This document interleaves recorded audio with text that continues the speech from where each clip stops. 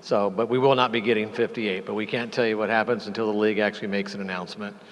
So we'll open up to questions here in a second. Again, keep this related to the draft. Obviously, free agency starts next week, but we'll focus on the draft for tonight. If you got any questions, just raise your hand and then we'll bring you the microphone.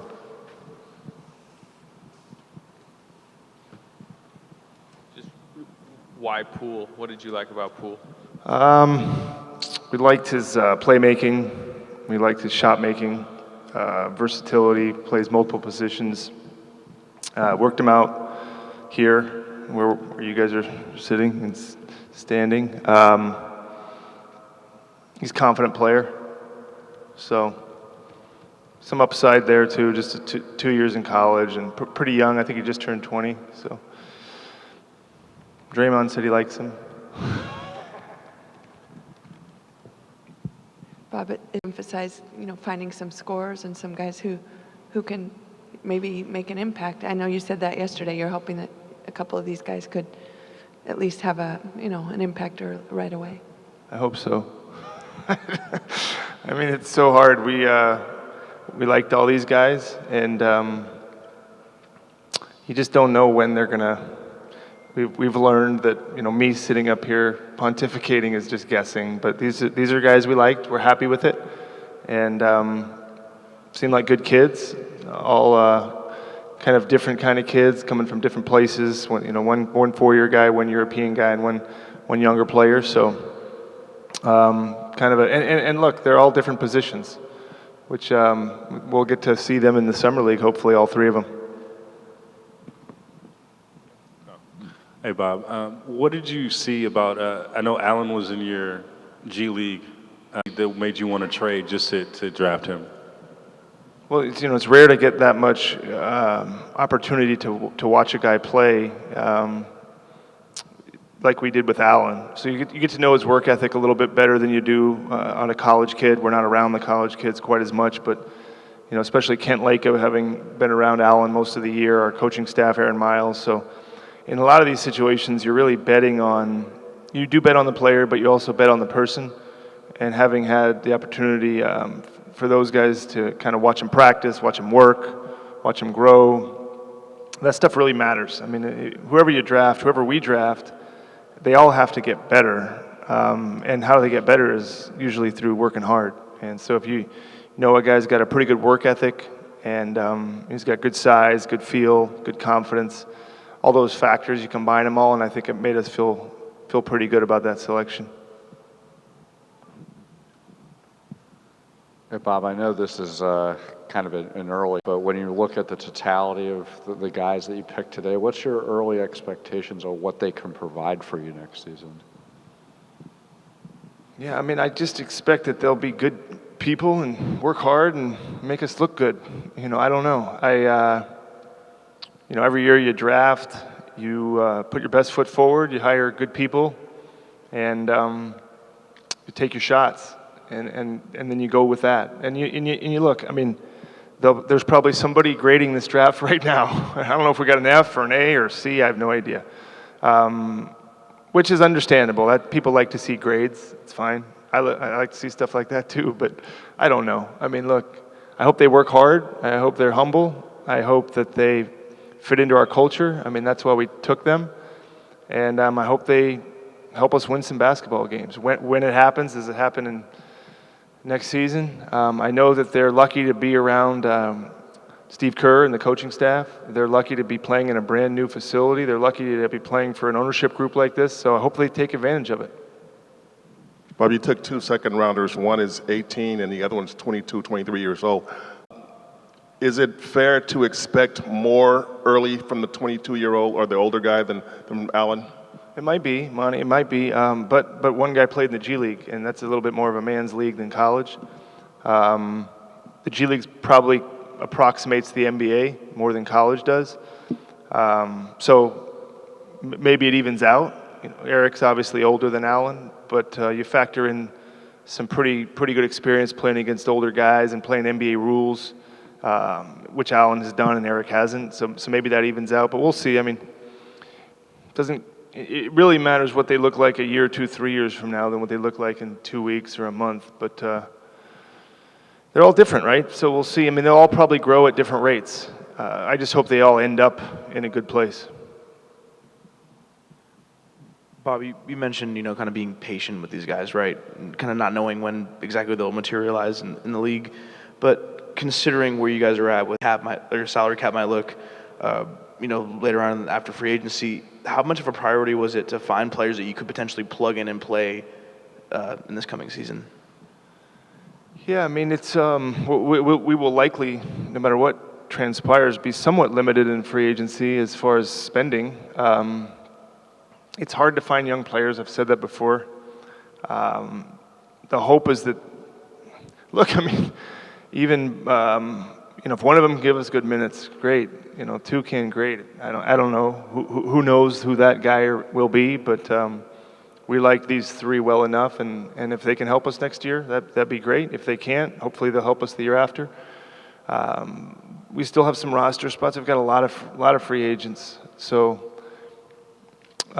We'll go out and try to do the best we can there too. But in the idea behind the draft is it's pretty good value. The league and the system set up that if you can capitalize on the draft, it's probably the best way to build a team. It's the most cost effective, and if you do it well, you can really benefit. So we'll see what we did in this one, but overall we're pretty pleased with this group of guys. Given what you said about how they progress 2 to 3 years from now, is there any sense of drafting on the basis of need at all, or when you're drafting that late, do you just do it like it's in a vacuum? Yeah, I mean, I think that you like to find spots where you're deficient in. You like to do that, but sometimes you can't. I think we still are looking at the best player.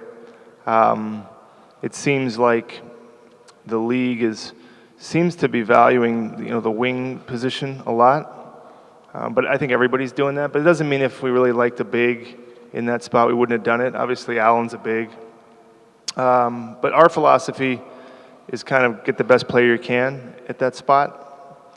I mean, just getting a guy that can get in your rotation, I think, is a value when we're looking at who we're going to get at 28 or even 39 and 41. Did you listen to the rap battle between Damian Lillard and Marvin Bagley in the back? Is that what you were doing? Wait, I couldn't hear. What did you say? I couldn't. Never mind. What happens tonight? Does it have any impact on how you move when it comes to free agency, or will that be like its own entity as you start collecting players for next season? I think free agency is. I mean, will it affect it? Yes. This affects the roster spots we have. It affects the ability to sign. If we just drafted one player, it obviously gives us more roster spots. Positionally, I think we still got to go out in free agency. At least we know what we're dealing with as far as, we drafted Jordan. You could call a combo guy. I don't know if you call Eric a 3 or a 4 or 4-3. Allen's probably a 4-5, 5-4. Does it make you, look differently at free agency? I don't really think so right now. But we haven't had a ton of time. For us, free agency might be what presents itself. I mean, I don't know that we can dictate free agency as far as outspending anybody. Hopefully, people view us as a good place, a place they can get in a good culture and a good organization and enjoy going to work every day. We have to rely upon that and hopefully the chance to win for free agents. Whereas these guys, they don't have a choice. We just pick them. They got to come. Free agents, most of the time, they choose what they want to do. Bob, you said that even if you have Kevin or Clay coming back next year, there's still going to be, with their injuries, a gap in scoring. Do you see with any of these guys that can help alleviate that gap that's going to come out next season? I mean, that'd be pretty great if they could. I don't know. I think if they can get on the court, any of them, and we'll get a little bit of a better sense, as everybody does, right? You all go to summer league and that guy's better than I thought, or that guy can do this, but he can't do that, or that guy seems like he's adapted to the NBA three-point line pretty quickly, or that guy needs work.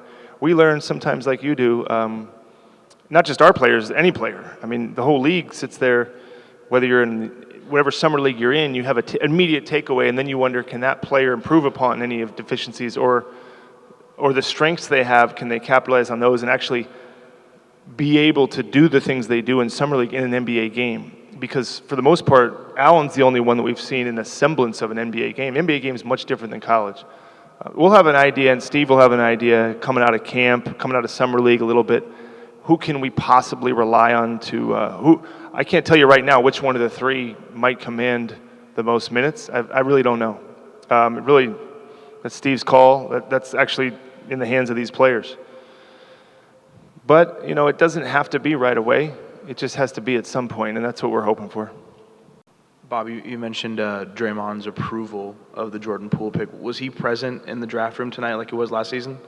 No, he was. He said he was on a plane, texting from the plane. Most people, I guess, watching a movie, he's watching the draft. I don't know. I was kind of joking with him because he's the Michigan State guy. But he asked me for Poole's number, and I guess maybe he texted him. I don't know if he did yet, but I guess it's good if he likes the guys. Hey, Bob, I was wondering, what do you think the organization has shown when it comes to player development, and where do you think that goes into play with handling these draft picks? I mean, I think the last time we had this many guys was the Harrison, Draymond, Festus, maybe. I'm not sure. I mean, maybe we have drafted 3 players. I don't think we have. Was that the last time? We had drafted 4 that year. It's important, right? And maybe more important now. So I think, the organization, Steve and his staff do a really good job.